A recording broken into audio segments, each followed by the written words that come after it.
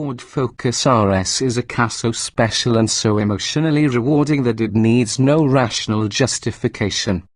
But just in case you need one, say, for a skeptical spouse, we have you covered. The $40,000 Focus is a stinking value. No, really. Hear us out.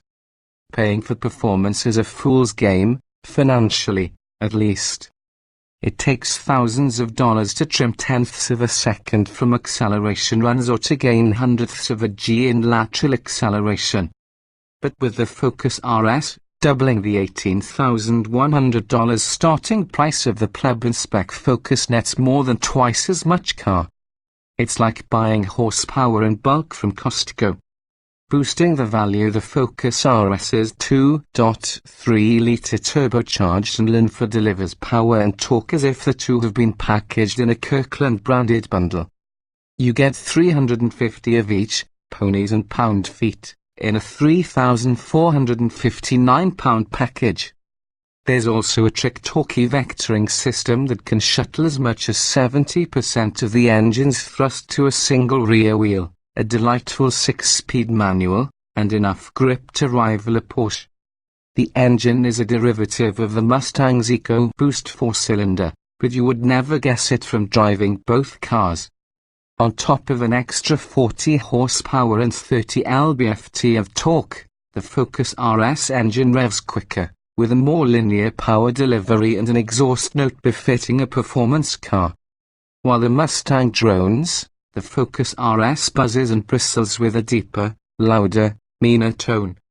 In sport, track, and drift modes, the exhaust crackles, snaps, and pops. It's not just theatrics. Drop the clutch to catch the rising tack needle and you'll charge to 60 miles per hour in just 4.6 seconds. A quarter mile of pavement flashes past the windows in 13.4 seconds at 105 miles per hour, and for those who need a little help, a launch control program delivers easy, repeatable runs just a tenth or so off the pace we set with our best footwork. Get a grip. Straight line speed is just one of the RS's party tricks. Aim it into a corner, and the Super Focus sticks to the road with 0.98 grams of lateral grip. That's on the standard Michelin Pilot Super Sport tires. Spend $1,990 for Pilot Sport Cup 2 tires on forged wheels and it should generate a sideways force greater than the gravitational pull that keeps everything on Earth from becoming satellites. All that traction is at odds with the RS's drift mode. When you do manage to break the rear tires free, drift mode manifests as a brief wag of the tail before the brakes haul things back into line. The RS rarely skates around corners in smoky, sustained oversteer. As soon as the driver even thinks of dialing in opposites lock, a key element of a controlled drift, the ghost of a fun-hating lawyer shuts down the party. We were expecting drifting for dummies, instead we got an understeer mitigation system. In that sense, the system does provide a service. Transverse engine. All-wheel drive vehicles typically carry the bulk of their weight on the front axle. The Focus RS has 59.4% of its weight on its nose, and prefer to bias the torque to the front tires.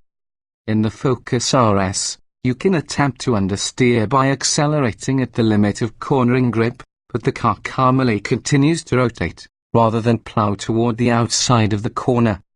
On a fast back road, the RS handles with more finesse and neutrality than any nose a heavy hatchback has a right to, and the steering relays quick, precise communication both to and from the tires. The trade-off is a hard ride that becomes almost unbearable in its stiffer sports setting. Ford engineers say that mode is intended for the smoothest racetracks, and thankfully a button on the end of the turn signal stalk allows you to cycle the dampers between the two settings independent of the 4 drive modes. Still, we wish Ford had provided another mode with greater compliance for the worst roads. It's not what's inside that counts. It's fair and truthful to complain that the RS's interior is just as cluttered and cheap as that of the $18,100 version, but that's par for the course in this class. No one ever bought a Subaru WRX STI for its interior. A pair of thickly bolstered Recaro bucket seats is the sole major upgrade made here to the Focus cabin. They come covered in a mix of cloth and leather as standard, while full leather can be ordered as part of a $2,785 package that includes heating for the front seats, a heated steering wheel, heated mirrors, and a navigation system. Those Recaros are constructed every bit as aggressively as the RS's engine, and tall bolsters on both the seat back and the lower cushion grab you in a firm bear hug. While that's excellent for whenever the road, or road course, turns squiggly, the seats are constricting for long highway drives. In the Pocket Rocket class, the value isn't in the plastics. The value is in the high-grade rubber, the clever electronics of the torquey vectoring differential, and the big power of the turbocharged engine. And value there is. An interesting thing happened on the second day of our test of the 2016 Dodge Journey. We started noticing them everywhere. Schools, fast food joints, athletic field parking lots. Sure, we nodded approvingly when Dodge overhauled the dismal first-gen Journey for 2011 and admired the tougher-looking crossroad trim that debuted in 2014. But until now, any Journeys we've encountered in the wild have disappeared into the landscape. Suburban satisfaction. We shouldn't be surprised to see so many examples of the Journey crossover, as Dodge sold more than 105,000 units in 2015 alone and nearly 94,000 in 2014. With prices ranging from $21,990 for a Toro, 4-cylinder, front-wheel drive model to nearly $40,000 for a full boat, 3-row, all-wheel drive V6 RT, the Journey certainly casts a wide net over the mid-size crossover segment. The Crossroad Plus trim below only the RT in the hierarchy of our test car brings unique front and rear styling, platinum chrome roof rails, side sills, and front and rear fascia accents, 19-inch aluminium wheels, and some additional minor embellishments. Finished in basic black of varying textures and sheens, the interior provides utilitarian style rather than flash, featuring leather seating with mesh inserts, a leather-wrapped steering wheel and shift knob, Chrysler's ubiquitous and intuitive 8.4-inch Uconnect touchscreen infotainment system, a power driver's seat, and a trick storage bin under the flip-up cushion of the front passenger seat, which makes it easy to keep phones and tablets out of sight but within easy reach, as long as no one is sitting there, of course. Our test example also included the $1,250 Popular Equipment Group heated front seats and steering wheel, remote start, alarm, the $1,295 Navigation and Backup Group navigation, backup camera, park assist, and the usual collection of SiriusXM travel and traffic services, and finally, $225 built-in rear child booster seats that make lugging around those grimy grabbing portable plastic boosters a thing of the past. And the pricing is very competitive among 3-row crossovers. Our nearly loaded $34,660 Journey is thousands cheaper than, say, an options Chevrolet Traverse LT AWD, which goes for $36,900. So it's no wonder Dodge advertises the Journey as the most affordable 3-row V6 AWD crossover. It is not, however, the roomiest. Encouraged by the easy use and functionality of the aforementioned second-row booster seats, we figured the time was right to let the kiddies populate the 3rd row, and that's where things hit a snag. Despite being equipped with the necessary articulation to allow the 2nd row to, in theory, move out of the way, it's still a painfully tight squeeze through the gap into the 3rd row. Luckily, the children in our test group took glee in simply flinging themselves over the second row seat backs to get to the third row. It's worth mentioning that although the front seats offer Barker lounger levels of comfort, the second row is tight for grey-infed adults. Frankly, most of the Journey's competitors offer better second and third row accommodations. Comfortably and dynamically speaking, driving the Journey is akin to piloting a rolling sensory deprivation chamber. The steering, brakes, and other controls are vague and feel disconnected, even compared with uninvolving three-row competitors such as the Toyota Highlander.